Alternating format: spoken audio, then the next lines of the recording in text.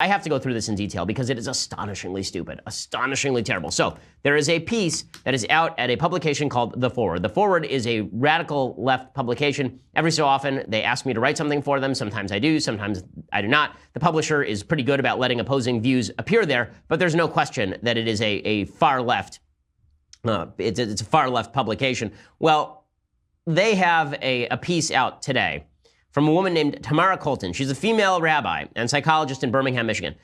Now, number one, when most people say female rabbis, there are some female rabbis who are knowledgeable. But most female rabbis are in the Reconstructionist or Reform movement, and they're not very knowledgeable. Like I, as a lay Orthodox Jew, right, not a member of the priestly caste, not a rabbi, know a lot more than somebody like Tamara Colton just because I read the Bible on a regular basis. How do I know I know more than she does? Because my God, dude. Like, here's what she wrote. She wrote a piece basically saying that Adam and Eve is the first case of Me Too, of hashtag Me Too. And I have to explain this because it's so insane. This execrable journey into biblical exegesis goes so far off the rails that it actually starts running Harrison Ford down. Harrison Ford actually has to run to avoid the engine of stupidity churning the ground up after him. He has to dive into a ravine to avoid it. And only later does he find out that he can get rid of his leg chains. I mean, it's just terrible. Anyway, here is Tamara Colton. So she says, quote, "As a 47-year-old woman rabbi, I've become emboldened by these brave young women to speak a truth that I've known in my heart for a long time but have been hesitant to share. The time has come for me to step forward too. It's time we all acknowledge an overwhelmingly powerful source of shame and silence in the Bible."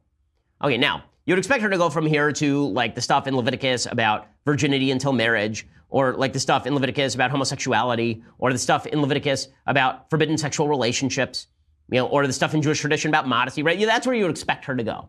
It would be stupid, but that's where you would expect her to go. But that's not where she goes. Instead, she goes to Adam and Eve. Now you ask, how does Adam and Eve have anything to do with Me Too?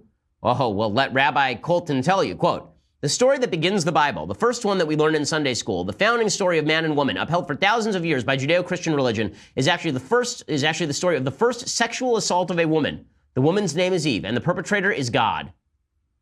Does she read, like, English? Or Greek? Or Hebrew? Or any human language? Okay, here are a few words that describe this. Stupid, fatuous, harebrained, doltish, preposterous, asinine, ridiculous, ludicrous, imbecilic.